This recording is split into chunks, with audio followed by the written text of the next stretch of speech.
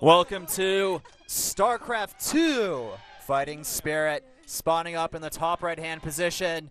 The SK Telecom T1 Protoss player known as Kim Taek-young. It is Bisu. You know, the fans are screaming. I wanted to scream, but I don't want to scream into the microphone because I know people have the earphones on, and I don't want them to go deaf. His opponent, as Red Zerg, his name is Action, playing for KT Rose, spawning on the bottom left side. Indeed. So this is the first time we're seeing Fighting Spirit played. Of course, Narrow Station, it was the first time we saw that map yesterday, but I'm especially excited for Fighting Spirit because it was such a popular Brood War map. Even to this day, yes, Brood War players still love to play on this map. I remember playing on this map back in the Brood War days. I played so many games on it. It's like the first two maps when you play Brood War multiplayer is Python and Fighting Spirit. Exactly. Those are probably my two most played maps. Okay, so his last game was against Stats on December 29th. And it's been 99 days since that game. But his last win was 104 days ago, and it was against Roro. Ooh, that's right. I remember. He did the a botched Immortal Century All-In, but he still somehow won the game on one of the older versions of Neo Planet S. Looks like we have Bisu moving out on the map here. He's opting to make a go for a Gateway Gas build in his main base, so I've actually been messing around as a Protoss player myself with Gateway Expand builds versus Zerg players, and what I found is sometimes you can actually deny their third base if the Zerg players are not being too careful about when they take that expansion. And also, it's easier to take the tech tree on this map because you don't have to waste 150 minerals to get the double assimilator. All you need to do is get one gas, and you get 8 gases per trip. Indeed. That's the high yield gas, by the way. So. Yeah. On this map, the main bases, of course, there's only one geyser, in case you didn't notice. The main base and the third. And the third base as well, yes. The middle is gold with 2 high yield gases. So, of course, that middle base, very valuable. Natural is same old standard. And actually, when they were beta testing out this map originally, it was all high yield minerals.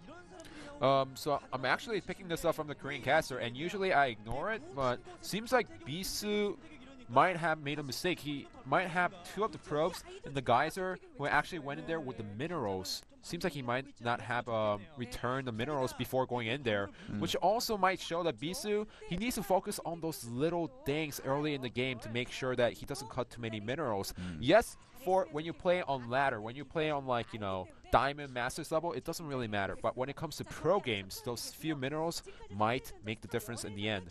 No, definitely so. So it looks like Bisu maybe having a little bit of nerves here. Everybody gets nerves. Doesn't matter if you're Flash or Stefano, Jaedong. All of them have some degree of nerds, although I would have to say Stefano's probably #1 for mind control, as the Koreans like to call it, how you control the perception of the game. But look at that. We have a Stargate being built by Bisu. Such an iconic tech route for him, especially against Zerg players. And he's already got the Mothership Core out, and that's going to be able to defend against any type of annoying little Ling play. Now, one of the reasons why Bisu went for such a essentially naked expansion is because the current metagame from Zerg, take a fast third, really just focus on your economy. And that's the reason why Bisu can kind of get away with this build here, because against a Zerg that actually knows what's coming for him, they may be able to just go for like a lot of Zerglings. He actually studied this map quite well because he knows how to wall that off completely. The pylon was in position. He has 2 gateways. All he needs to do is get a zealot out or sentries to make sure he could put down the force field over there.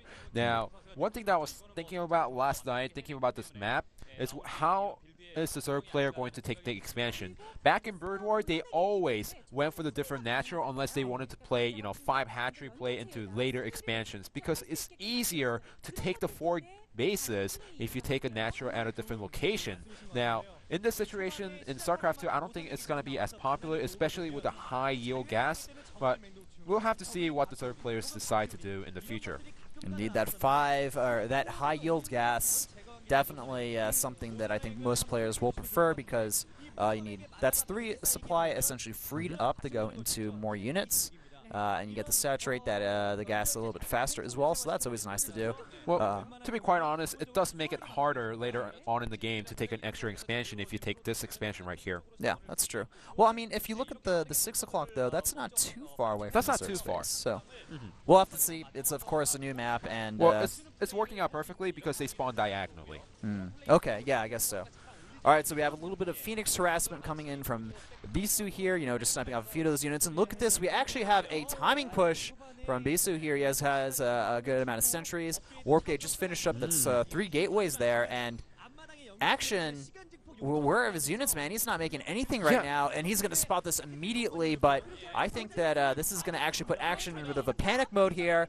And there's 2 Spore Crawlers. There's absolutely no units out on the field. Where are the Roaches? Where are the Zerglings? There's absolutely nothing here. Force field going down at that ramp. He's going to be able to target off a lot of those units there. And oh my god, I think this hatchery is actually going to get killed off. There's no units here to defend against this timing push. What was so perfect about this is that he showed the Phoenixes beforehand, which means that, oh, I'm going Stargate. I'm putting all my minerals in there. And Action did not expect this at all. He has 5 Roaches coming out, but the hatchery is toast at this point.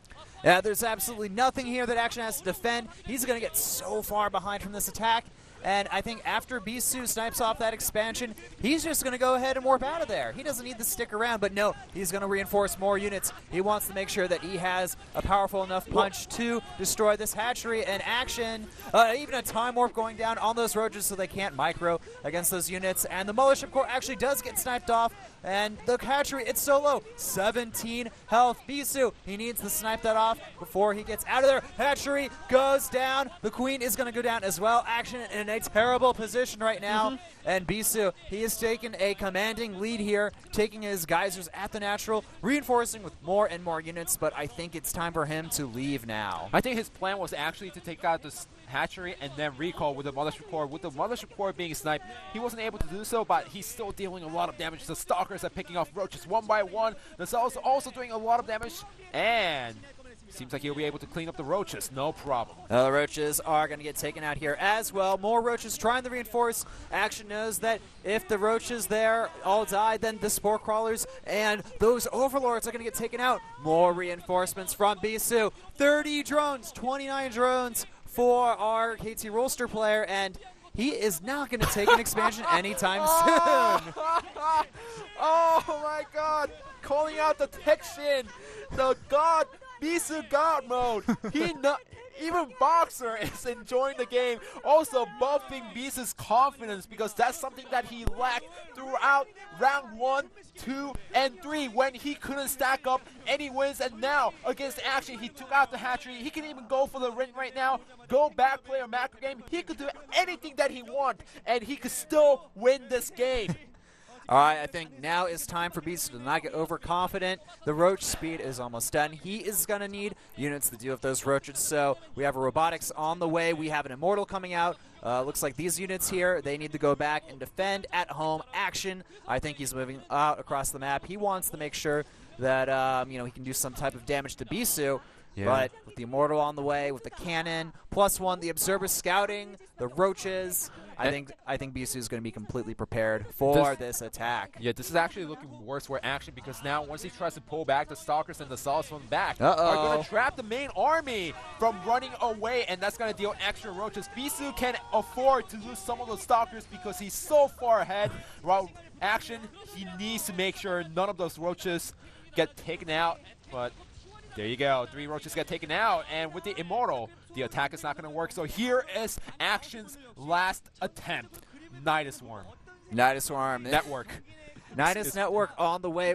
We have a Colossus being built from Bisu. There's a lot of Roaches here. I think that they may actually deny this 4th base. Now, Bisu doing a good job scattering around with those Phoenixes. He wants to make sure, where is my opponent's Roaches at? And now he sees that 3rd base will not start immediately here. And I would actually love to see a Void Ray from Bisu right now because the Roaches, That's all that Action can afford right now. He can't get anti-air.